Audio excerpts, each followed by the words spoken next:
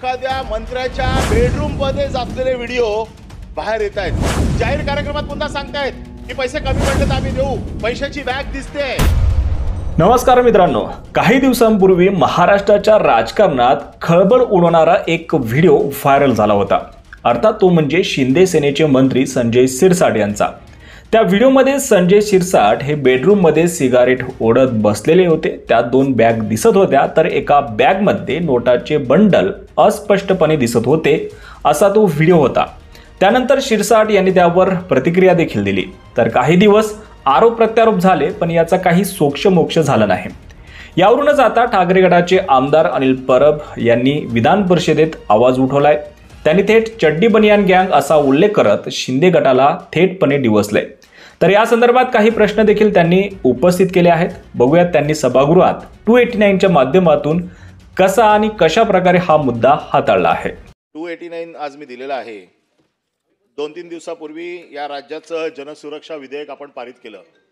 जनसुरक्षा विधेयक पारित करताना या जनतेच्या सुरक्षतेच्या विषयी फार मोठी मोठी भाषणं केली गेली। प्रवीण दरेकरांनी तर 2.5 तास किल्ला लढवून जनसुरक्षा बिल कसं आहे, चांगलं आहे आणि जनतेची सुरक्षा कशी करू याच्या बाबतीतले इथे सगळे सविस्तर मांडणी केली। आमचं म्हणणं आहे जनतेची सुरक्षा तर ठेवा बाजूला, पहिलं मंत्र्यांची सुरक्षा करा। कारण एक व्हिडिओ ही चड्डी बनियन गँग किंवा चड्डी टॉवेल गँग चे व्हिडिओ महाराष्ट्रात फिरतायत आणि या गँगचे व्हिडिओ एखाद्या मंत्र्याच्या बेडरूम मध्ये असलेले व्हिडिओ बाहेर येत आहेत। आपण विचार करा की महाराष्ट्राच्या या मंत्रिमंडळाचा किती नाचक्की होते की बेडरूम मधले व्हिडिओ बाहेर येत आहेत। मंत्री सुरक्षित नाहीयेत। जनतेची सुरक्षा ठेवा बाजूला, मंत्र्यांच्या सुरक्षतेचा प्रश्न निर्माण झालेला आहे आज। आणि जाहीर कार्यक्रमात पुन्हा सांगतायत की पैसे कमी पडले तर आम्ही देऊ, पैशाची बॅग दिसते आणि त्याच्या बाबतीमध्ये महाराष्ट्राच्या मनामध्ये एक संभ्रम निर्माण झालाय की या कसा होतो एवढं नाही। मी सांगतो 289 कसा होतो। महाराष्ट्रातला मंत्री सुरक्षित नाहीये, अधिवेशन चालू आहे।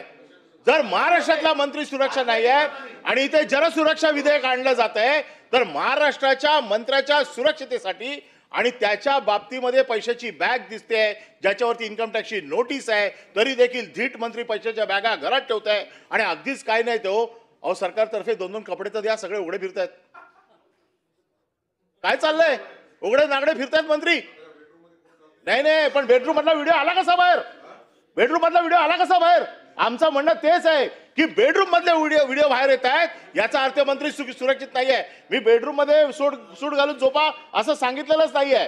माझं म्हणणं असं आहे, बेडरूम पर्यंत तुमची यंत्रणा पोखरली गेली आहे।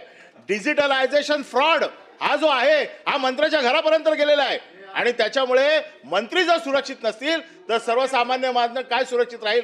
म्हणून याची उच्चस्तरीय चौकशी लावून तो आलेला व्हिडिओ खरा आहे का खोटा आहे त्याच्यासाठी फॉरेन्सिक कडे पाठवा, त्याच्यावरती SIT नेमा। पहिले मंत्र्याला सुरक्षा द्या आणि नंतर जनतेला सुरक्षा द्या, असं माझं 218च्या माध्यमातून आपल्याकडे म्हणणं आहे। याच्यावरती माझी इच्छा आहे की आपण सविस्तर चर्चा घ्यावी। 2.5 तासाची चर्चा ठेवा मंत्र्यांच्या सुरक्षेसाठी।